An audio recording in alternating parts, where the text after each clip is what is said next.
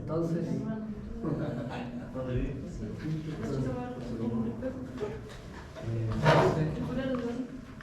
vamos a comentar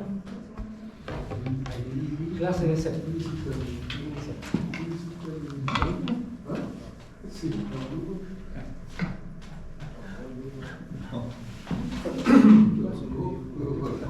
Ahí, por favor, si ustedes detectan que hay un estudiante que quiere ingresar y yo no lo he invitado o no lo he aceptado, avísenme por favor. No, se queden callados, no. La idea es que puedan ingresar a la actividad.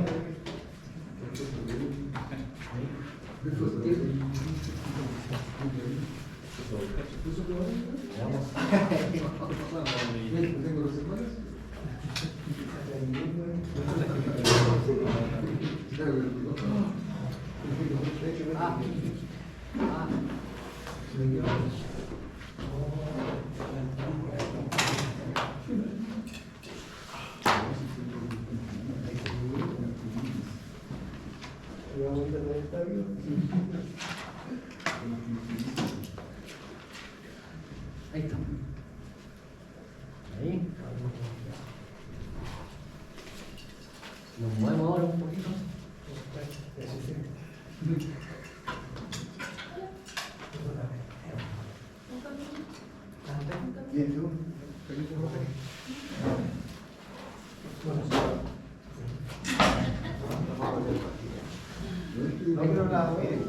Ya, ahí está.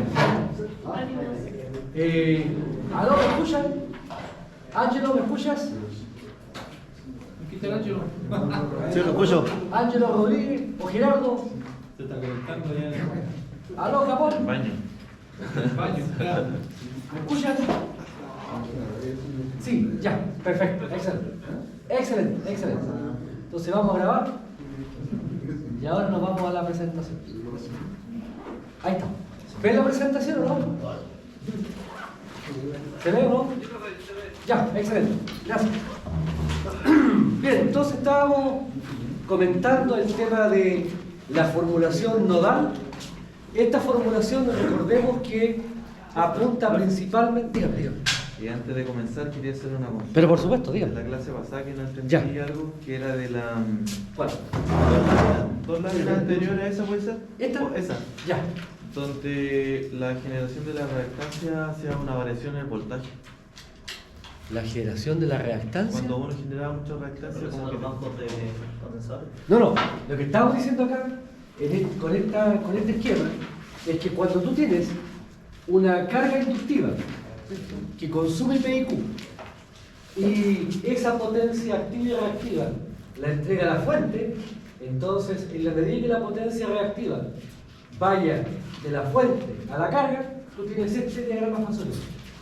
Entonces en este diagrama fasorial, el Q que está aquí, esa potencia reactiva, en la que pide la carga, el P en la que pide la carga. Y por tanto, como el desarrollo matemático establece una recta aquí, entonces cuando yo tengo en verde el voltaje de la fuente, debido a la operación del circuito, se establece una componente que resta, que depende de la reactancia de la línea, del voltaje de la fuente y de la potencia reactiva que pasa por la línea. Entonces aquí lo que estamos diciendo con esto es que en la medida que este valor rojo sea importante, la tensión que le llega a la carga, la magnitud, va a ser menor que el voltaje de la fuente. ¿Estamos? ya. Cuando usted decía que entraba tanta potencia y luego salía menos de la que entraba, cuando la restaba. Ahora, ¿A ese fíjate, ejemplo se refiere? aquí lo que estamos diciendo es esto. O sea, aquí lo que se plantea como fenómeno es que cuando nosotros tenemos un circuito inductivo, la potencia reactiva que tiene que entregar la fuente está bien, la fuente la entrega, pero hay un costo. ¿Cuál es el costo? Que esa potencia reactiva va a originar una caída de tensión que va a reducir el voltaje que recibe la carga. Entonces, a partir de esto, ¿qué es lo que uno concluye? Lo que uno quiere es que esta potencia sea pequeña, para que, si esto es pequeño, entonces,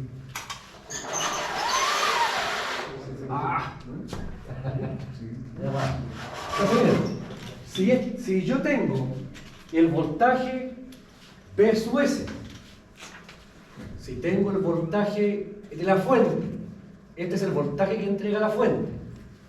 Si la componente de la potencia reactiva es pequeño, entonces al agregarle yo la componente de la potencia activa, ahí, lo que obtengo es un voltaje en la carga,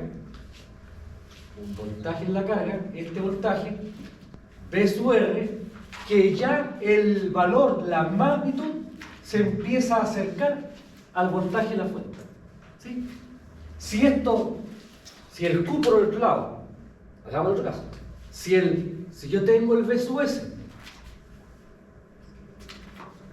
y el cliente, la carga, pide harto reactivo, por ejemplo ese,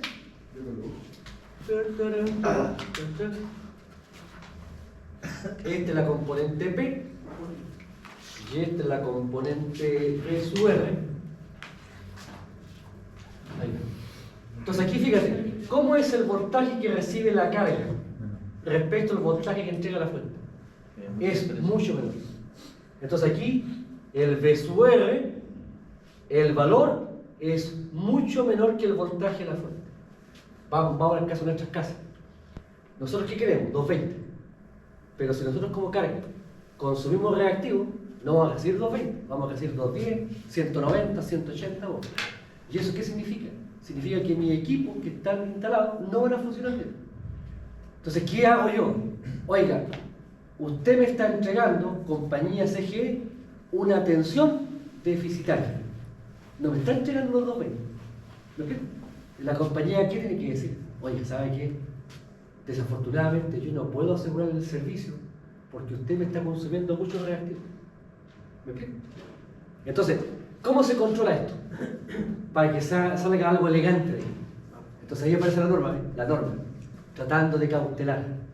¿Y la norma qué dice? Oiga, 0,93 máximo, inductivo. Si estoy trabajando bajo los 30 kilovoltios, en el caso domiciliario no se aplica, pero en el caso industrial, 0,93. Si esto es 30 kilovoltios, si es 100 kilovoltios, de ahí para abajo, en este rango, 0,96. Si es por arriba 100 kilovoltios, 0,98. Es decir, a medida que aumenta el nivel de voltaje, se hace más restrictivo el factor de potencia. ¿Qué es lo que se está haciendo al controlar el factor de potencia? Se está poniendo un paralelo a este consumo de reactivo. Entonces, si yo tengo este reactivo en mi planta, que está fuera del rango que fija la norma, lo que yo debo hacer es corregirlo, pero bajo mi costo. ¿Y qué es lo que hago yo para corregir esto? Instalo un condensador. Y con el condensador, lo que cierta medida hago es resolver el problema de factor de potencia. Pero yo lo que les decía es que indirectamente le estoy resolviendo un problema también a la compañía. Porque si el Q es pequeño, ¿qué voltaje voy a recibir de la compañía? Uno cercano al nominal. Entonces yo digo, oh, tengo una empresa genial que me entrega una buena calidad. Sí, pero en esa buena calidad yo he puesto la lucas para cumplir con la norma. Entonces es una suerte de una sutil negociación. Uno no. Ahí finalmente lo que está haciendo, al asegurar factor de potencia, se está asegurando de que no se vea. Ahora, esto está bien. Yo instalo un banco para que me entregue los reactivos que necesito. Fíjense que en este caso del ejemplo, tengo 250. Esa es la potencia reactiva, por dar un valor. 250. Instalo un banco de 250. Justo, clavado. Si la carga pide 250 y yo le entrego 250 en el banco, ¿cuánta potencia reactiva le estaría pidiendo a la fuente? 0. Y por tanto, ¿cuál sería el diagrama fasorial en este caso? P sub S. Aquí tendría el K por P y aquí tendría el V sub R. ¿Cómo sería el V sub R y el V sub S? Casi igual. Y yo estaría recibiendo el voltaje casi igual al mismo. Ahora, también yo le decía, también yo les decía, ¿cuál es la otra componente? ¿Cuál es el problema? ¿Cuál es el peligro? Que alguien instala el banco sea medio bestia y no reflexione. Si no reflexiona y le pone más potencia reactiva de la necesaria, por ejemplo, yo necesito 250, le pongo 400. Entonces, ¿qué pasa aquí? Que el banco entrega 400. La carga pide 250. Por tanto, la diferencia se devuelve. Y se invierte el flujo de reactivo. Entonces, lo que estoy haciendo acá, en el diagrama fasorial, es que tengo el B sub S, se invierte la componente que está en rojo, se suma ahora. Aquí tengo el K por P y tengo el voltaje B sub S. Y ahora resulta que cuando yo inyecto más reactivos de los necesarios, corro el riesgo de que el voltaje que recibe el cliente o el voltaje en los equipos sea mayor que el voltaje de la red. Entonces, en vez de recibir, por ejemplo, 220, reciba 250, o 260, o 280. Y ese voltaje es sostenido, es permanente. Y por tanto, lo que estoy haciendo acá con esto es exponer innecesariamente al aislamiento. Y el aislamiento, desafortunadamente, se rompe si yo le aplico un voltaje mayor al voltaje. Dígame. Ya, entendiendo que la compañía me dice, bueno, la norma en realidad me dice que 0.93 máximo inductivo, Sí. ¿cierto? Pero si yo me paso con los capacitores, ¿cierto? Eso no es multa, no hay una multa. No hay un rango. El rango está entre 0.93 inductivo y factor de potencia 0.96 capacitor. Ese es el rango. Para el caso de 30 kilos. Ah, o sea, igual hay una... También hay un tope capacitivo. No. Claro, porque la empresa tampoco uno puede decir, le estoy entregando reactivo a la empresa. Claro, pero estos reactivos igual pasan por la línea, porque está originando una sobrecarga eventualmente en los conductores. Por tanto, hay un tope por el lado inductivo y también un tope por el lado capacitivo. Ahora, nosotros en general, lo que quiero plantear con este caso, con este ejercicio, es que ustedes vean que en el tema de la potencia reactiva hay que ser tremendamente medido.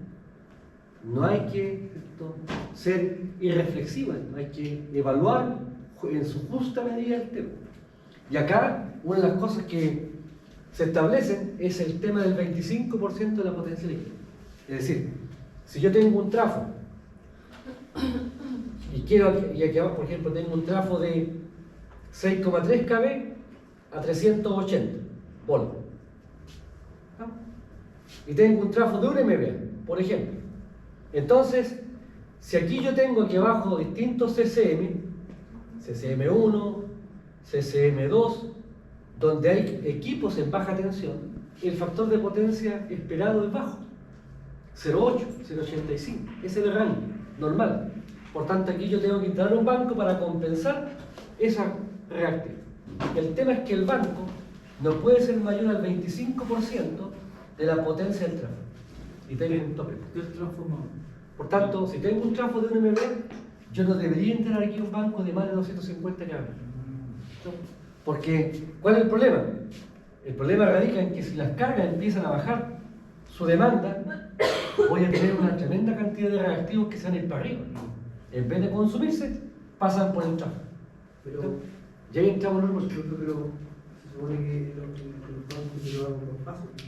¿No? Los bancos yo los hago por paso. Claro, bueno, mi planteamiento en ese contexto es tratar de que los bancos sean lo más fijos posible. Nosotros no debiésemos generar una solución técnica que esté contemplando entrar y salida de banco, porque cada vez que entre y sale un banco tengo un transiente. Entonces ahí tenemos otro problema. Ahora, ese transiente, como ustedes saben, yo se los comentaba, es algo errático. Algunas veces ocurre, otras veces no ocurre. Pero finalmente, si yo midiera la tensión en la barra, donde yo tenga un banco con distintas entradas y salidas, voy a ver que en la barra la tensión va a tener transiente, como consecuencia de este banco que está entrando y saliendo. Por tanto, la idea, bueno, si hay que hacer etapas, perfecto, pero no hagamos más de 3 etapas, 2 etapas, 3 etapas, como todo. Pero no ponerle a 20. No, porque eso generalmente sabemos que va a resolver un problema puntual, pero en el mediano plazo Demasiado. se va a ir acumulando este fenómeno, ¿cierto?, de tránsito. En media tensión pasa lo mismo. Si se trata de corregir factor de potencia, lo que yo debería hacer es trabajar lo más en el nivel de tensión lo más alto posible, siempre en media tensión, nunca en alta. Profe, dijo que habían dos cálculos en los que queríamos ver que por lo menos. Ah, claro, el banco de salud. El otro es el banco de los transformadores de corriente, que lo vamos a ver en protección el próximo segundo. Y vamos a disfrutar, pero en forma gloriosa de protección. Pero pasamos aquí. Profe, Digo. ¿me podría aclarar de nuevo lo del 25%? Sí, lo que pasa es que, a ver, este es un valor mnemotécnico, por decirlo de alguna forma. No es que haya un cálculo, hay un cálculo, pero mnemotécnicamente, si yo veo una instalación donde el banco de condensadores tiene una potencia mayor al 25% de la potencia del TAP, o tengo un motor de media tensión con su respectivo banco de condensadores, y ese banco tiene una potencia de más del 25% de la potencia del motor, lo que yo debiese decir es que, según la norma americana, existe una alta probabilidad de que tenga una falla o que tenga un problema acumulativo. El motor. En este caso el motor. Aquí la baja. Entonces acá el tema, acuérdense, la norma nos fija. Le estaría mandando la declaración al trabajo. Existe una alta probabilidad de que tengas un problema acumulativo, ¿cierto?, de pérdida de aislamiento. Pero no es una falla inmediata, es una falla que se va acumulando. Y por tanto la idea es, para evitar la probabilidad de ese problema, es que uno debiese fijar un tope. Y el tope es el 25% de la potencia real. Ahora, si usted le pone un 30, bueno, ya, 30. Pero de repente uno se puede encontrar con bancos que son el 50% de la potencia del TAP. Y eso quizás funciona. Quizás ha estado andando bien durante los últimos 2 años. Pero un proyecto un transformador que tiene que operar durante 10 años sin problema, probablemente le va a cortar la vida. ¿Y los filtros armónicos? No, es que esto no es un tema armónico. No, pero No, el filtro armónico apunta principalmente a tratar de reducir una componente armónica, la quinta, la séptima o la tercera. Pero eso es cuando tú tienes acá, dentro de la instalación, equipo de electrónica de potencia, un variador de frecuencia, por ejemplo. Ahí sí. Ahora, cuando tú tienes un variador de frecuencia, la idea es que no cohabite en la misma barra con un banco condensador. No, se revientan los condensadores. Hay que tratar de... Perfecto, ponga el banco, pero póngalo en una barra donde no haya electrónica de potencia. Se usa resonancia. ¿No? Porque ahí estás eventualmente exacerbando la posibilidad, ¿cierto?, de que tengamos una problemática de resonancia. ¿Sí? Que es lo que van a comentar con el profesor Jan. ¿Sí? Está en la punta en todo caso al final. La resonancia seria y la resonancia paralela, que es lo más fino. ¿Sí? Entonces, tenemos acá, insisto, una mirada en la cual para mí es tremendamente importante transmitirle a ustedes de que el tema de la potencia reactiva es un tema que hay que tenerlo siempre en consideración. Los reactivos son lo que eventualmente nos puede complicar desde el punto de vista de la operación de una red. Y lo que yo deseo, en lo posible, es tratar de reducir en la medida de lo posible, técnicamente, la mayor cantidad, ¿cierto?, de flujo de reactivos. El flujo de reactivos, ¿cierto?, para mí es una preocupación, no es un problema, porque es algo necesario. Yo le puedo decir a un motor que no consuma reactivos, pero la idea, ¿cierto?, es que eso debe ser un punto de preocupación desde la mirada de la operación global de la instalación. Profe, Sí. por ejemplo, yo veo que en medio en alta, no es tanto el problema, pero cuando nos vamos a baja tensión, trifásico, en una Claro. maestranza, por ejemplo, no siempre están a plena carga. Entonces ahí como que el problema igual es complicado. Por eso, ¿Cómo yo calculo el banco? ¿Cómo calcula usted el banco? Bueno, el banco tiene que contemplar dos escenarios. El escenario de mínima carga y máxima carga. Y ahí tienes el rango. Ah, ya. No es que uno se vaya al tiro a la... No, tienes que considerar la peor condición y la más baja condición. Y por tanto el banco al final hay que cuantificarlo en esos dos escenarios. Y de ahí uno saca la conclusión de cuál es el banco que necesita. ¿Estamos? Y por eso es que aquí está el tope, porque el 25% me asegura que en términos de baja demanda, este banco no me va a originar un problema en el tiempo. Vamos a comentar después esto a través de un ejercicio para que usted lo vea. Sí. Lo mismo pregunta que estaba haciendo el compañero, pero Se supone que también se aplica lo mismo para cuando uno está hablando de condensadores de media tensión o de. Claro, Con respecto a los mínimos máximos. Tengo que buscar cuáles son los valores de carga, digamos. Claro, de consumo. claro, en media tensión pasa lo mismo. Si tú tienes un switchgear, aquí tienes un switchgear, un SWG, en media tensión, donde yo tengo distintas cargas, entonces yo puedo legítimamente aquí poner un banco de condensadores. Claro. En media tensión, 6,3, 13,8. Y aquí la potencia que tú tienes que calcular debe contemplar los distintos escenarios. Y por tanto, lo que uno hace, al menos en media tensión, calcula un perfil de potencia reactiva. La potencia reactiva tiene este perfil, según la operación de la planta. Entonces yo me voy al mínimo y me voy al máximo. Y ahí calculo, ¿cierto?, el reactivo.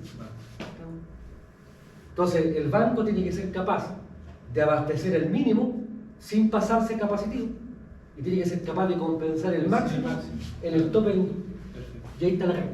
Ahora, en media tensión, definitivamente, más de 2 etapas también es un riesgo por el tema de los transientes.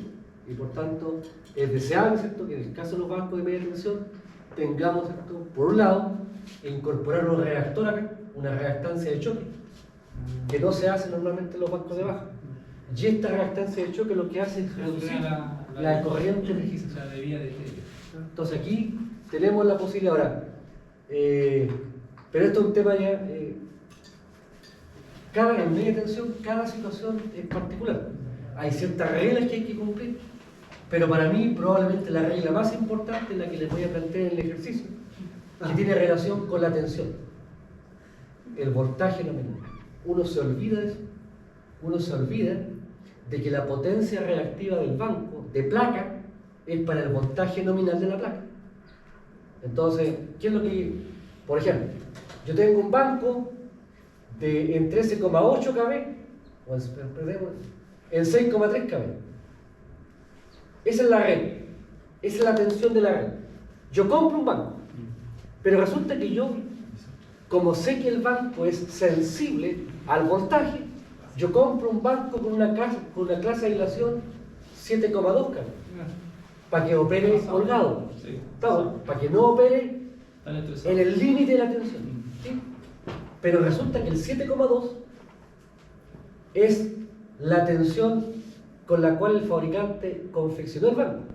Entonces, cuando yo tengo un banco de 7,2 y lo conecto en 6,3, tengo una reducción, una merma en la potencia reactiva. Y esa es la merma que hay que tener claro. En otras palabras, vámonos al caso. Yo tengo un banco en delta. Así está pensado por el fabricante. Y vengo yo y lo conecto en estrella. Entonces aquí hay una tensión en el banco línea a línea. Aquí hay una tensión fase neutra, raíz de 3. Al cuadrado pega 3. Por tanto, este banco entregaba Q y este banco entrega Q tercio. Un tercio de la potencia, solamente por la conexión. Porque no tomé en consideración la tensión del banco. Entonces eso es lo que vamos a comentar en un ratito más. Sí, un rato más, sí. Vamos a meterlo más. ¿Sí? ¿Se entiende? Entonces, aquí está la clave del punto de vista de la estrategia con la cual debiésemos preocupar y procurar, ¿cierto?, reconsiderar todos los cálculos que hemos hecho sobre la tangente. Está bien, pero hay que considerar otros aspectos dentro de lo que son los procedimientos de cálculo. Y eso es lo que me interesa compartir con ustedes. Ahora, tenemos, no sé si le respondí la consulta. Sí. Entonces tenemos acá una estrategia relacionada, ¿cierto?, con lograr corregir voltaje. Y eso es lo que es importante, se lo comentaba. Esto también me indica otra cosa. El banco de condensadores no solamente me permite corregir el factor de potencia, sino que también me permite aumentar el voltaje disponible. Por tanto, el banco también levanta voltaje un poquito. Y por tanto también me permite corregir caídas de voltaje. Ahora, dicho esto, tenemos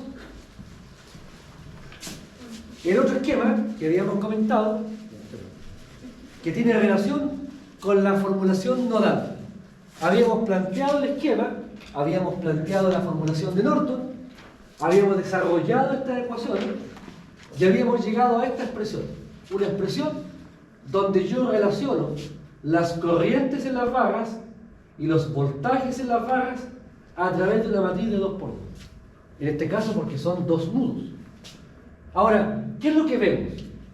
Fíjense, los elementos de la diagonal principal son suma de admitancias. Por tanto, en la barra P, ¿qué admitancias tengo conectadas? En la barra P está esta admitancia y esa. Por tanto, ¿qué hago con la admitancia? La sumo. En la barra Q, ¿qué admitancias están conectadas? Esa y esa. ¿Y qué es lo que se hace? Se suma. En consecuencia, ¿cómo calculo en esta matriz las admitancias de la diagonal principal? Sumando algebraicamente las admitancias conectadas al nudo. Por tanto, veo lo que está conectado y lo sumo. Pero admitancias. Ahora, fíjense, fuera de la diagonal principal, ¿qué tengo acá? Primero, es una matriz simétrica, porque es igual el elemento IJ o JI.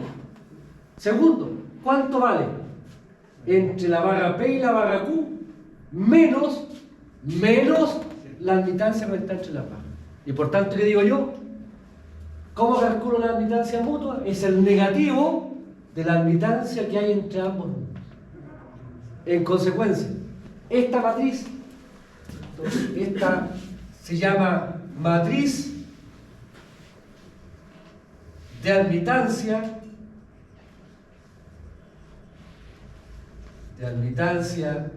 de barras o de nudos. El nombre es el diagrama de impedancia. ¿Ah? ¿Qué? ¿Qué le pasó? ¿Qué le pasó, Roberto? No, estaba hablando con Alta que me imagino que para hacer eso, primero tengo que llegar a un diagrama de impedancia, ¿cierto? Lógico. Buen punto. Sí. ¿Sí? ¿Seguimos? ¿Qué dijo? Dijo que sí, ¿no? Sí, Ya, entonces, este es el nombre. Ahora, como esto es muy grande, nosotros hablamos de la IBUS, la matriz de admitancia de barras. Esta es una matriz que tiene dos cualidades importantes. Primero, es cuadrada. ¿Qué significa una matriz cuadrada? Que el número de filas y el número de columnas es el mismo. 2x2, 3x3, 4x4. Y segundo, es una matriz simétrica. Es decir, los elementos Y, sub y J son iguales a los Y, J, I. Ahora, ¿por qué para nosotros es importante? Porque esta matriz, a partir de estas dos reglas, yo la puedo obtener visualmente a partir del diagrama de impedancia. Yo tengo el diagrama de impedancia de la red y visualmente, aplicando esta regla, construyo esta matriz. Ahora, si tomo el YBUS y lo invierto, obtengo la matriz ZB. Esta es la matriz de admitancia. Esta es la matriz de impedancias.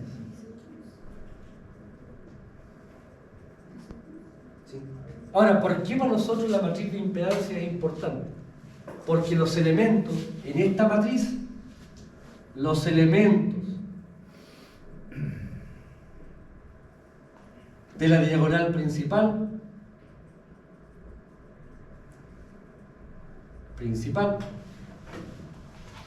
resultan ser los ZTH, las impedancias de L. Y por tanto, si yo formo la matriz del YBUS y la invierto y obtengo la Z, los elementos del diagonal principal son exactamente los valores de la impedancia de L respecto de cada barra. Ahora, ustedes van a decir, bueno, ya me quedé. ZTH impedancia I. Tevin. ¿Se acuerdan de Tevin? Yo, las fuentes de corriente. ¿Sería la equivalencia? Claro, si yo tomo la ZBUS porque alguien puede decir, porfa, ¿y para qué esto? ¿Para qué no entiendo? No me cuadra. Entonces, si yo tengo la ZBUS y tengo una matriz, por ejemplo, de 3x3, esta, si yo veo y observo los valores de la diagonal principal, estos valores corresponden exactamente a las impedancias Thevenin vistas de cada barra. Y por tanto, es un procedimiento rápido para calcular la ZTH. Pero eso es cuando hay Sería un equilibrio equivalente simétrico. ¿Cómo formaría yo el equivalente Thevenin? Lo vamos a ver después, pero usted construye el Thevenin a partir de si hay fuentes de voltaje, las cortocircuita. Si hay fuentes de corriente, las abre. Y calcula la red pasiva. ¿Está? Y esa red pasiva usted la determina a partir de la barra a la cual quiere evaluar. Por tanto, si este es el Z11, este elemento es la impedancia de Thevenin vista de la barra 1. Este elemento es el Z22, por tanto, este valor corresponde a la impedancia de Thevenin vista de la barra 2.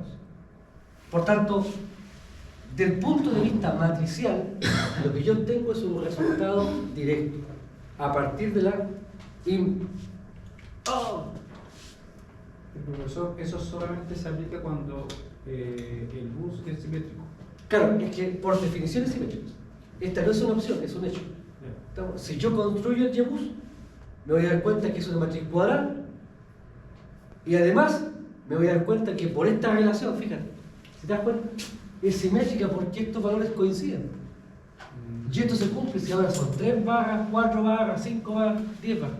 ¿No? Ahora, yo lo que les planteaba, dentro del procedimiento que uno realiza en CEP, hay un estudio que se llama de flujo de cargas, que lo van a ver con el profesor Jan.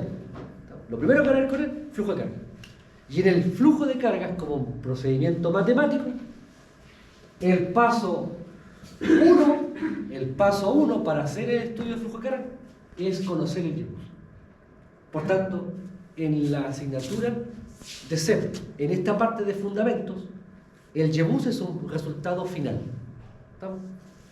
¿Sí? Y por tanto en la prueba yo les voy a preguntar, construye la matriz Y-bus. Hasta ahí llego. Pero cuando ustedes trabajen con Yandy, el Y-bus casi no lleva ni puntaje, porque es un paso intermedio. ¿Me explico? Entonces aquí, por un lado, me interesa que identifiquen esta matriz, pero además me interesa que entiendan que tiene un propósito, que no lo vamos a ver ahora, porque lo vamos a ver después en la materia, ¿cierto?, de esta temática de flujo de carga. Ahora yo no sé si cuando hicieron ETAP en software, hicieron flujo de carga. Todavía no vemos etapa. Ah, ¿no vieron ETAP? Todavía no. ¿Estamos en AutoCAD? Ah, están en CAD todavía. Entonces, ahí ustedes van a ver en ETAP que hay un estudio que se llama de flujo de carga. Que configurar la red, aplicarle Enter y el programa hace el cálculo solito. Ustedes lo van a hacer pasito a pasito, iteración por iteración. Está bueno. Pero finalmente, lo que uno finalmente hace en algunos casos es aplicar herramientas computacionales. Claro, ¿por qué? Porque si la red tiene 2 barras, invertir la matriz de 2 por 2 está bien. Si tiene 3 barras, igual la puedo invertir. Pero ya con 4 barras se complica. De 4 por 4, de 5 por 5, de 6 por 6, invertir la matriz ya no es tan directo. Y por tanto ahí hay que usar herramientas computacionales. No sé si me respondo esa pregunta. No, era la pregunta de cómo asimilar eso a un ejercicio. Ah, sí, vayamos. Aquí están los fundamentos. Todo lo que hemos visto hasta ahora son fundamentos. Lo que nos falta después es darle la última pasada a través de un ejercicio. Y ahí llevamos a piso todo lo que hemos comentado. Y por tanto la idea es que ahora yo no puedo desarrollar un ejercicio si no tengo la base conceptual previamente estudiada. Eso es lo que me interesa. Entonces aquí, a la bestia, admitancia propia, suma de admitancia.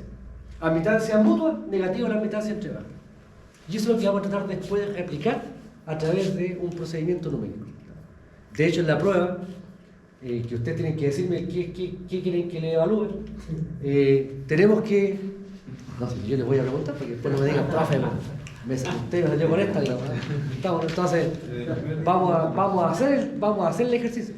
Mire, después de 35 años, he hecho tantas modalidades de prueba, con alternativa, completa elaboración, verdadero y falso. He pasado por todo, digamos. Y por tanto, estoy abierto a lo que ustedes me planteen. Ahora, si ustedes quieren una prueba con apunte, la hacemos con apunte. Con libro, la hacemos con libro. Un año hice hice una prueba con libros. Me acuerdo tan bien porque llegó un estudiante con una maleta. Una maleta con libros. Claro, ahí yo le daba 5 horas para la prueba. Pero el tema es, insisto, yo... Profe, ¿y la tasa de reprobados seguía siendo la misma o no? Ha ido mejorando. Ha ido mejorando. No, antes, yo te digo, hace 20 años atrás, en SEM habían estudiantes, eran cursos numerosos, 80 estudiantes, 90 estudiantes, porque se iba acumulando. Ahora, afortunadamente, fíjate, con el apunte, esto ha mejorado notablemente, porque todo esto que está aquí yo antes lo hacía en la pizarra y lo conversaba. Entonces no todos sacaban apuntes, no todos apuntaban. Antes no había grabadoras, no había ningún mecanismo que pudiese tener cierto material de apoyo. Entonces era más complejo. Pero ahora yo siento que esto hace que sea más lúdico la actividad.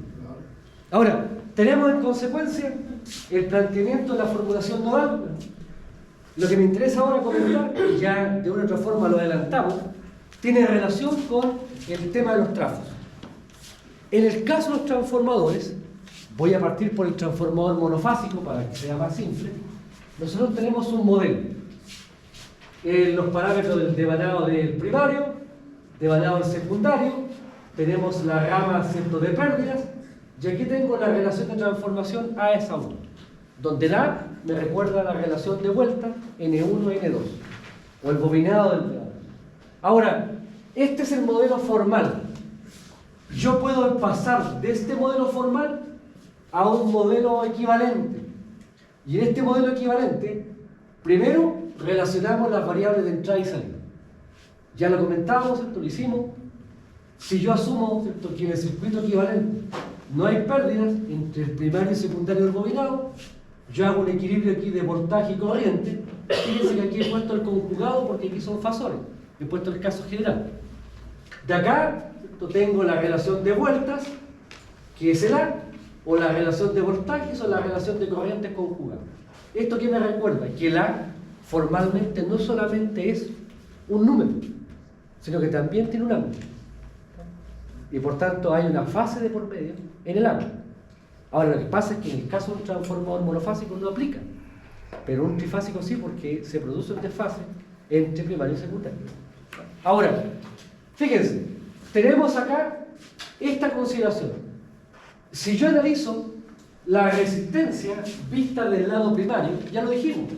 Si me paro aquí y miro la resistencia a la entrada del circuito, despreciando esta rama, vamos a asumir que, ¿cierto?, las pérdidas son despreciables, pérdidas de vacío, ¿cierto?, pérdidas de histéresis, y por tanto, ¿cuál es la resistencia que yo veo acá? Será esta más esa, pero esa que está en el secundario hay que pasar al primario. ¿Y cómo pasa el primario? Multiplicando por A². Y por tanto aquí está. La resistencia en corriente continua va a estar asociada a la resistencia del primario más A² por la resistencia del secundario. Ahora, si me paro acá ahora, ¿cuál será la resistencia del lado secundario? La R secundario más la R del primario dividido por A². ¿Sí? Por tanto, refiriendo al lado primario, lo que yo tengo es tanto la resistencia como la reactancia. Y estas son las pruebas que hace el fabricante. El fabricante lo que hace es la prueba del trafo de cortocircuito, que se llama. ¿Qué hace él? Cortocircuita el secundario y mide la impedancia en el primario. Y ese es el dato que nos da de la prueba de cortocircuito. Ahora, en el caso puntual de trabajar en por unidad, el A yo lo voy a forzar a que valga 1. Y por tanto, ¿cuál es la resistencia y reactancia? Primario, la resistencia del primario más la resistencia del secundario para la resistencia, reactancia del primario más reactancia secundaria. Fíjense que esto está referido al primario. Si el A vale 1 y mido la resistencia de este lado o la reactancia, me da el mismo valor. No importa dónde me ubique.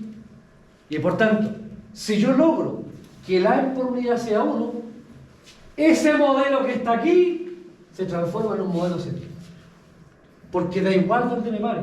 O en el primario o en el secundario, la resistencia que veo es la misma. ¿Cuánto vale? RP más RS. ¿Cuánto vale la reactancia? XP más XS. porque el A vale 1 en por 1. Ahora, aquí hay una condición de base. La condición de base, fíjense, ¿cuál es el supuesto que hay aquí? Sea uno es cuando la relación es 1 a 1, o sea... No, estamos forzando, estamos pidiendo que la A en por unidad, porque estamos trabajando por unidad, sea 1. Eso es lo que necesitamos. ¿Cómo lo logro si tengo vueltas distintas? ¿Ah? ¿Cómo lo logro si tengo vueltas Vaya, distintas? vaya. Entonces yo digo, ¿qué cosa es el A en por unidad? En la relación de la transformación. Por definición, un valor en por unidad es el A real partido por un valor base. Esa es la definición. Ahora, ¿qué cosa es el A? Es el voltaje primario real partido por el voltaje secundario real. ¿Y qué?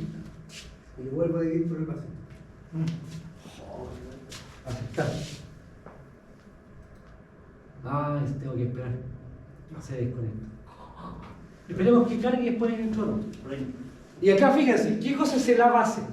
Será el voltaje primario base dividido por el voltaje secundario base.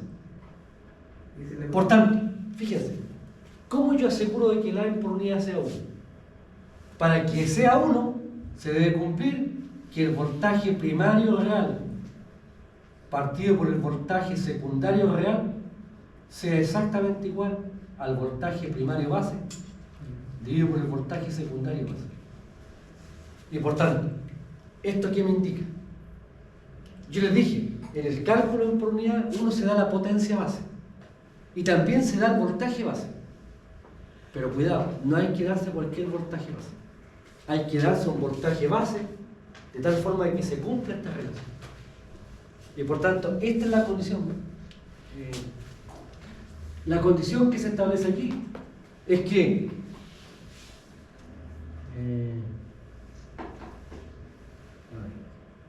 ¿cuál es la condición? Al elegir la relación de tensiones base igual a la relación de tensiones nominales, el A en por unidad vale 1. Por tanto, aquí está la estrategia. Y esto es lo que a nosotros nos complica muchas veces. Ahora yo igual no hago la pega fácil, porque pongo casos así medio que incorren, para que estemos a prueba de todo. Pero acá, ¿dónde está la problemática? En los trafos. Para el cálculo de los valores base de voltaje, es importante observar las características del área. Ahora, y esto es lo que voy a hacer énfasis en los desarrollos que hagamos. Entonces, fíjense, de acuerdo a esto, ¿cuál es la condición que se define a partir de este modelamiento? Aceptar. Entonces, espérenme, déjenme leer esta regla. Tengo que incorporar a los muchachos, no los dejemos afuera. Ahí está. Iniciar.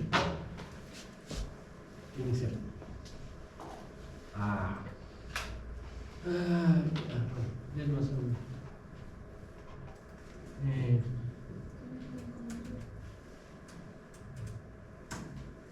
Ahí. Iniciar.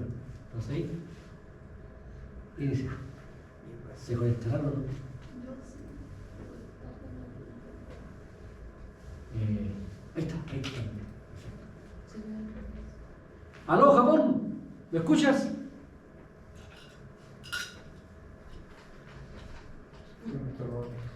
¡Aló, Roberto!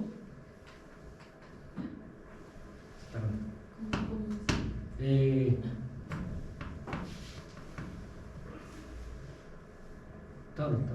está.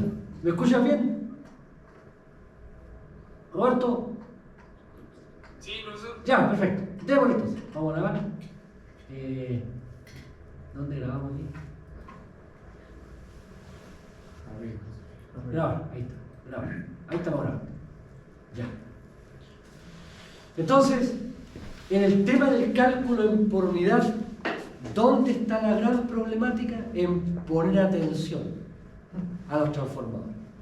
Porque yo me debo asegurar de que la relación de voltajes de placa o reales del trafo coincidan con los voltajes base. Esa es la única condición que yo debo y por favor, lo voy a poner aquí. Yo debo forzar. Intencionadamente elijo los voltajes base para que se cumpla esta condición. Y por tanto, el voltaje base no está tan abierto, no está libre. Yo elijo voltaje base basándome en lo real que está en la placa del transformador. Yo elijo. Eso quiere decir. Claro, pero yo podría plantearte un voltaje base distinto. Por ejemplo, mira, yo tengo un transformador, aquí tengo una red, un CEP A, y aquí tengo un trafo de 66 a 13,8. Y esta es la barra 1, esta es la barra 2. ¿Qué es lo que me dice esta condición? Me dice, si usted elige voltaje base acá, en la barra 1 de 66 kV, estoy obligado a aquí, en este lado, usar voltaje base de 13,8. Porque fíjate, Porque eso dice la... 66 a 13,8 es igual a voltaje base del primario, 66 a 13,8. ¿Cierto? Por tanto, el voltaje base no es uno solo. Va a depender de cuántos transformadores tengas. Pero yo te podría decir, te cambio las reglas, te las cambio. Y te digo, elegir voltaje base aquí, 69. Si yo uso voltaje base 69, ¿cuál será el voltaje base de este lado? Tengo que calcularlo. 13,8 por 69 partido por 61. Claro, la relación... ¿Se acuerdan? Esto es lo que incordia. Y esto es lo que de repente uno se pierde en el foco. Por tanto, a partir de la mirada de los transformadores, si no hay transformadores, hay un solo voltaje base. Pero si hay transformadores, tenemos que fijar tanto voltajes base como transformadores. Y esto es lo que fija finalmente que en el cálculo por unidad y el análisis de redes con trafos, yo debo definir las zonas. Regiones eléctricas donde la tensión es común, para fijar los voltajes base. ¿Dónde la tensión es quién? Las tensiones son comunes. ¿Estamos? Entonces, aquí está el tema. Ahora, fíjate, por ejemplo, dígame. Usted habla de tensiones comunes. Tensiones Estoy comunes. pensando en que, por ejemplo, tengo un transformador, como el caso de Sí. 66 a 13, Sí. pero tengo otro en paralelo que puede ser, no sé, de 110 a 13,8. Ah, no puede estar en paralelo. Si la tensión es distinta, no puede. Sí, pero me refiero que la entrada del Aquí, primario es diferente, pero sí. la del secundario es la misma. Aquí, por ejemplo, hagámoslo. ¿Dónde está el común que usted se refiere? Línea, otro trafo. Este sería de 13,8 Ah, pero van en serio. a 6,3. Ya. Ah. Entonces, yo digo, ¿qué regiones eléctricas son comunes?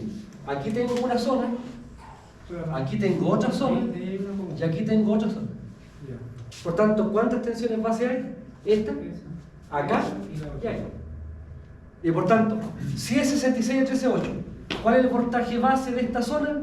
66. Sí. De esta zona, voltaje base será Entonces, 13,8. Y de esta zona, 6,3. voltaje base 6,3. ¿Se dan cuenta? Esa es la técnica. Profe, Dígame. entonces, una zona es donde termina un trafo y donde comienza el otro. Claro, el trafo, los trafos, de acuerdo a lo que hemos visto acá, los trafos delinean, acotan la región eléctrica. Y por tanto, lo importante, ahora fíjate, tenemos la técnica de pasar de uno a otro buscando esta condición. Esta es una regla 3 simple. Sí. Pero fíjense, ¿qué pasa si el trafo de acá es 15 a 6,3?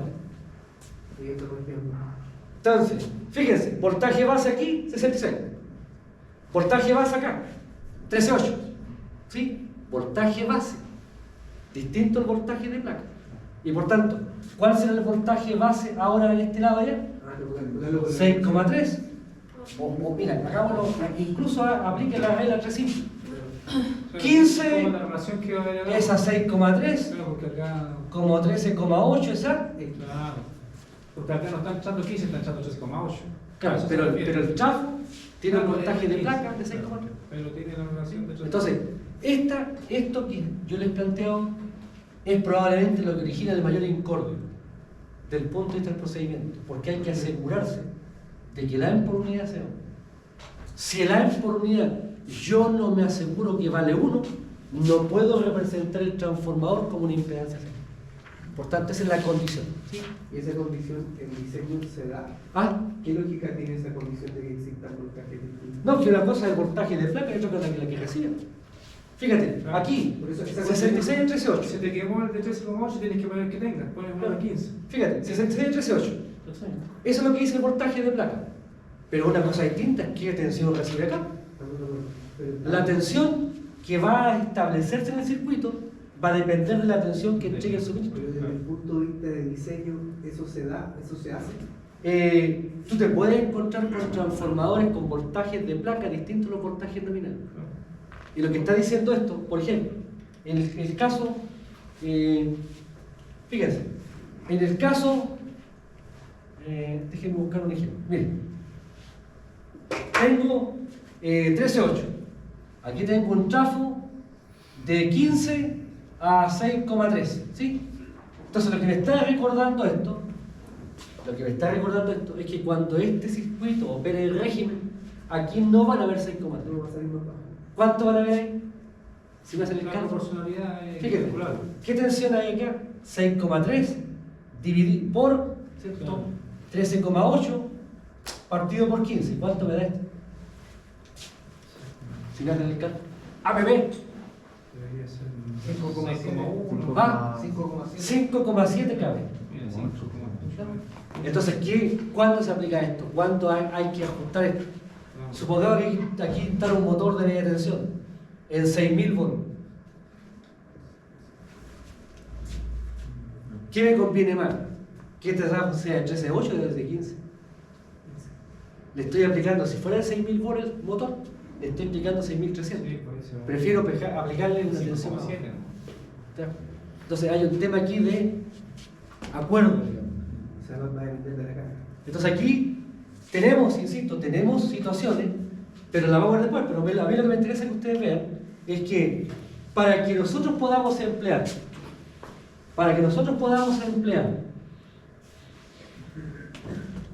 este modelo del transformador, debemos siempre, no procurar, debemos asegurar de que la relación de los voltajes de placa sea la misma relación de los voltajes base. Esa es la estrategia, esa es la técnica, y probablemente esa es la parte que más origina conflicto, en el cálculo por unidad con transformadores. Si no hay trafo, no está este problema. Ahora lo que pasa es que en una red sin trafo no puede funcionar, digamos, siempre hay transformador. ¿No? Y por tanto, en el caso, ¿cierto?, de los problemas que vamos a ver, claro, yo he tratado de acotar, no más de 5 transformadores, para que no sean tantos cálculos. 5 me parece razonable. Profesor, Sí, ¿me escucha bien? sí, Profesor, en el caso que usted decida que el voltaje base sea de 13,8, por ejemplo, pero en la barra 2 ¿ya? y en la barra 1 hay 66 kilovolts, ¿Ya? pero antes de la barra 1, en vez del set, hay un generador con otro voltaje. Yo le hago caso a esa zona al voltaje del primario del transformador y no al del generador. No, lo que fija el procedimiento del cálculo por unidad es el voltaje base que tú elijas. Por tanto, si tú eliges el voltaje base 13,8 en la barra 2, entonces estás obligado a que el voltaje base en el lado de la barra 1 sea 66. ¿Sí? Ya, perfecto. Listo. Ok. Ya, entonces tenemos acá el procedimiento que por favor lo hemos planteado para el cálculo de un trafo monofásico. Profe, Dígame. antes Sí, sí. de pasar, ¿dónde es conveniente fijar el voltaje base? ¿En qué punto? Normalmente, si a ti te tocara enfrentar un cálculo desde cero, siempre lo que se indica es que es deseable que tú elijas voltaje base, el voltaje nominal del punto de empate, donde te conecta al centro. Por tanto, esa es la referencia. Ahora, lo que pasa es que, claro, como esto es un cálculo teórico, yo les puedo decir elegir voltaje base aquí, un tanto, y ahí le cambio un poco el esquema, pero si yo tuviese que hacerlo, y tuviese que plantearme el cálculo por unidad, siempre voy a elegir una potencia base múltiplo de 10, por un cálculo de simplicidad, y el voltaje base. El voltaje base que yo me defino siempre será el voltaje nominal en el punto de empalme. El empalme es el cero. Por tanto, en este caso, ¿cuál es el voltaje nominal en la barra 1? 66. Elijo voltaje base.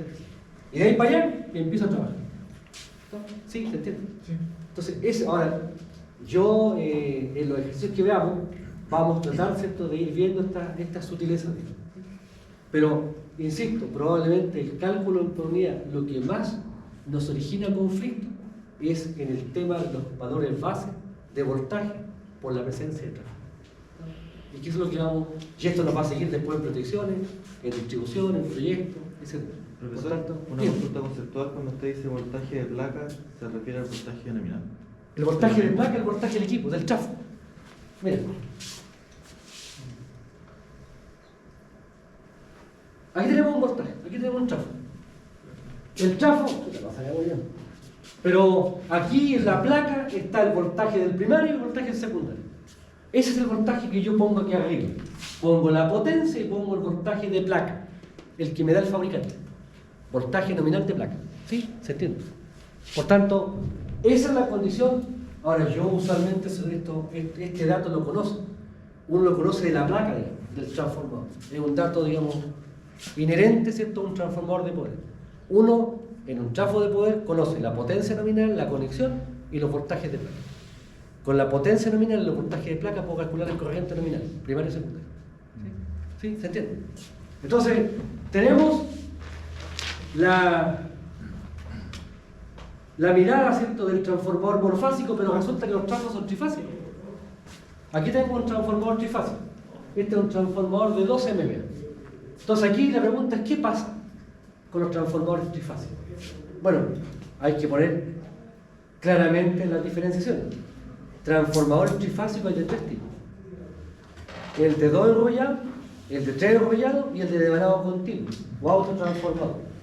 Y por tanto, teniendo presente los distintos tipos de transformadores que nos podemos encontrar, en el caso de un transformador de 2 devanados, primario y secundario, acá, aun cuando la conexión origina un desfase, si el trafo trabaja en el régimen normal e equilibrado, nosotros usualmente no usamos o no evaluamos el desfase, lo ignoramos, porque en el régimen normal, régimen permanente, el desfase no origina un cambio en los resultados del cálculo. Ahora, de acuerdo a esto, como yo ignoro el desfase que la conexión produce, represento el transformador directamente a través de una impedancia serie, como lo hacíamos en el monofásico. Por tanto, esta caja que está aquí, perdón, este equipo que está acá, eléctricamente, ¿cómo lo voy a representar? A través de un diagrama por unidad, donde esta Z es un dato de placa del equipo y me lo da el fabricante. Y por tanto no entro en tanto problema con eso. Ahora, ¿dónde empieza la complicación? ¿Viene en porcentaje? Ah, ¿Esa Z viene en porcentaje? el valor de placa, viene en la placa del transformador. Z 6,5%, 7%. Ahora, si la placa está media pelada así, me voy a valor estatal o normalizado, porque hay valores normalizados. La Z del trafo va a estar entre un 12% y un 5%. Ese es el rango. Ahora, es más grande en la medida que el transformador es más pequeño. Es más chica en la medida que el transformador es más grande. Y por tanto ahí yo digo, bueno, entre 5 y 7, 5 y 12, un valor promedio será 7,5. Más o menos. Ni mucho ni poco. ¿Sí? Y por tanto, cuando no tengo esa información, yo puedo hacer una estimación.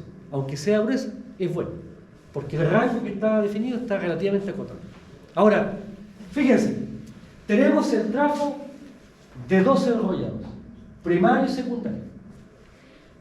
Aquí tenemos el modelo de un trafo con un devanado primario y un devanado secundario, trifásico. Ahora, la pregunta es, ¿qué pasa en el caso de los 3 devanados? Este transformador se utiliza tanto en el ámbito industrial, pero sobre todo en las redes de distribución primaria. Ahí se encuentra uno con bastante frecuencia con el trafo. De hecho, nosotros podíamos encontrar un transformador trifásico de 3 enrollados, donde aquí tengo el primario, tengo el secundario y tengo el terciario. Son 3 devanados, separados. Y por tanto, la energía entra por el primario y se va una parte al secundario y otra parte al terciario. Se divide la energía. La diferencia es que esto es, por ejemplo, 154, esta es 66 y esto es 13,8. Y por tanto, en un mismo tabo tengo 2 tensiones de salida, en vez de tener 2 tabos. ¿Me explico? Por tanto, en la red de distribución, incluso en la red de transmisión, se ocupaban esos transformadores con bastante frecuencia. Ahora, ¿por qué? Porque el terciario yo no lo ocupaba como un devanado de salida, sino que lo ocupaba como un devanado de entrada. Instalaba aquí el banco condensador. Y por tanto, en el trafo transfería potencia, pero además corregía el factor de potencia. Y levantaba voltaje. Y por tanto, aquí lo que tenemos es que, aunque el secundario tenga un factor de potencia deficitario, con este banco yo corrijo ese problema. Ahora, esto no se puede hacer. Por norma, yo no puedo entrar a un banco directamente en el terciario. Porque el problema que está aquí es que esto es tremendamente vulnerable, porque si hay una falla en el trafo, perdón, una falla en el condensador, queda fuera todo el trafo. Por tanto, hay un problema, ¿cierto?, de vulnerabilidad por la continuidad de servicio. Pero antiguamente uno podía encontrar con bastante frecuencia que en el terciario se le instalaba un banco de condensador. Ahora, fíjense, ¿cómo se representa el trafo de 3 devanados? Aquí lo he hecho en forma esquemática, por favor. Tengo la componente magnética, tengo el devanado primario y tengo 2 salidas, secundario y terciario. Esta es la forma esquemática, indicando que comparten la misma pierna y por tanto no hay flujo de dispersión, no es pequeño y por tanto tengo la máxima transferencia de energía. Ahora bien, ¿cómo se representa esto? A través de 3 devanados, primario, secundario y terciario. Pongo las conexiones y también pongo las potencias y los voltajes de cada bobinado. Ahora, ¿cómo se representa un trafo de 3 devanados? Existe un acuerdo tácito de que un circuito que representa razonablemente bien el transformador de 3 devanados es un modelo que se llama modelo estrella. Si ustedes se dan cuenta que hay una estrella, fíjense, ZP, ZS, ZT. Este es el modelo que se usa para representar un transformador trifásico de 13 voltios. Pero dentro de nuestra idiosincrasia, y somos los eléctricos somos distintos. Somos distintos. Entonces, uno dice, oye, si todos estamos de acuerdo en que este es el modelo que vamos a usar, lo que me dice el sentido común es que el fabricante del trafo debería darme estos valores. Eso es lo que dice el sentido común. Oye, todos usamos este modelo, ¿qué te cuesta darme esos valores? Pero no los da. Que le cueste, que nos cueste. Y por tanto, ¿qué hace el fabricante? Entrega las impedancias de las pruebas de cortocircuito. Le explico. Fíjense, el fabricante lo que nos entrega en la información técnica del transformador es la impedancia ZPS, la impedancia ZPT y la impedancia ZTS. Voy a usar la misma que está ahí. Estas son las impedancias que me da el fabricante. ZPS 6%, ZPT J 8% y ZTS J 5%. Estoy dando valores así completamente arbitrarios, ¿sí? Ahora, el fabricante me da la impedancia, pero normalmente solamente me da la reactancia, la resistencia no me la entrega. Solamente la reactancia. Entonces la pregunta es, ¿qué cosa es ZPS? Y aquí está el tema de la identificación y lectura de los datos. Voy a poner aquí, ZPS ZPS. Entonces, fíjense, ¿qué es ZPS? P, el primer subíndice, es donde el fabricante realiza la medida. Por tanto, esta impedancia está medida en el primario. S es el devanado que está en COSI, cortocircuito. ¿Qué devanado no está? El tercero. Ese lo dejó abierto. Por tanto, el devanado que no está en la impedancia es porque lo dejó abierto. Entonces, vámonos acá. Hagamos la prueba que hizo el fabricante. ¿Qué hizo el fabricante? Para la ZPS, midió en el primario. ¿Se inyectó un voltaje? ¿Ah? ¿Inyecta un voltaje? ¿Perdón?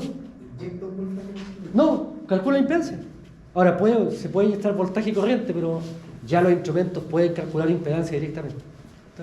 Antes se hacía la prueba al oeste, perdón, discúlpeme la palabra, antes se hacía en forma carretera, haciendo, ¿cierto?, pruebas de voltaje y corriente, pero ahora yo puedo a través directamente de impedancia, puedo medirla. O sea, el instrumento no la mide, la calcula finalmente. Ahora, fíjense, mido la impedancia en el primario. ¿Qué estoy haciendo con el secundario? Cortocircuito. Aquí está el secundario. Lo cortocircuito. ¿Y el terciario? Está abierto. Por tanto, porque fíjense, si yo mido para allá, ¿qué camino me encuentro? Fíjense, me voy por aquí, me voy por acá, y ahí tengo el camino cerrado. Por tanto, ¿cómo está esta nueva impedancia en serie? Está en serie. Por tanto, ZPS será igual a ZP más ZPS. ¿Se dan cuenta? Del circuito que hay. Ahora, ZPT mide en el primario, el terciario en COSI y el devanado que no está abierto. Por tanto, en el caso de la ZPT, de nuevo, mide en el primario, está midiendo. ¿Cómo está el terciario? El terciario está en corto.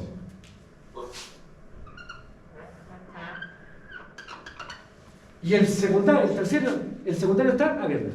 Por tanto, fíjense, busco el camino. Aquí hago un camino, por aquí, y ahí tengo el circuito cerrado. Aquí está abierto, por eso es que lo cierro por arriba. Y por tanto, ¿cómo me encuentro estas dos impedancias? Que están en serie, la suma. ZP más ZT. Y finalmente está la ZTS. ZTS. Mido en el terciario. Ahora mido en el terciario. Mido aquí. Con el secundario en corto.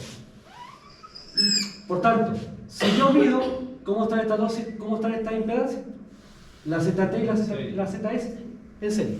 Me queda entonces ZT más ZS.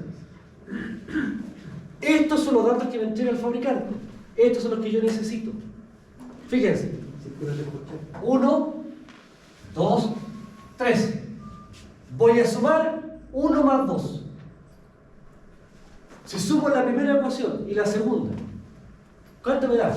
Al lado izquierdo me queda ZPS más ZPT. Y al otro lado me queda ZP más ZP, 2ZP, más ZS más ZT. ¿Sí? ¿Me siguen? Sumé las dos primeras ecuaciones. Voy a restar ahora la tercera. Me quedaría aquí ZPS más ZPT menos ZTS igual a, fíjense, 2ZP más ZS más ZT y le resto la tercera ecuación, menos ZT menos ZS. ZS con ZS se van, T con T se van, ¿y qué me queda entonces? 2ZP. El 2 que está multiplicando pasa por el otro lado, dividiendo, y me queda ZP será un medio de ZPS más ZPT menos ZTS. Si ahora sumo las 2 y la 2 y la 3 y el resto la 1, calculo la otra impedancia. Si después sumo la 1 y la 3 y el resto la 2, tengo la 0. Pero aquí fíjense, aquí está la regla mnemotécnica. ¿Cuánto vale ZP? Un medio. La suma de las impedancias que tienen en su índice. Las que tienen en su índice la sumo. Y le resto la que no tiene su índice. Por tanto, ¿cómo será ZS? Un medio ZPS más ZTS menos ZP. Por tanto, aquí está la regla mnemotécnica. Fíjense. ZP, un medio, la suma de las que tienen P menos la que no tienen P. La suma de las que tienen S menos la que no tienen S. La suma de las que tienen T menos la que no tienen T. Y por tanto, tengo una regla mnemotécnica para la escuela. Ahora vamos a hacer un pequeño break, ¿les parece? Ahí, vamos a hacer una pausa. Ahí.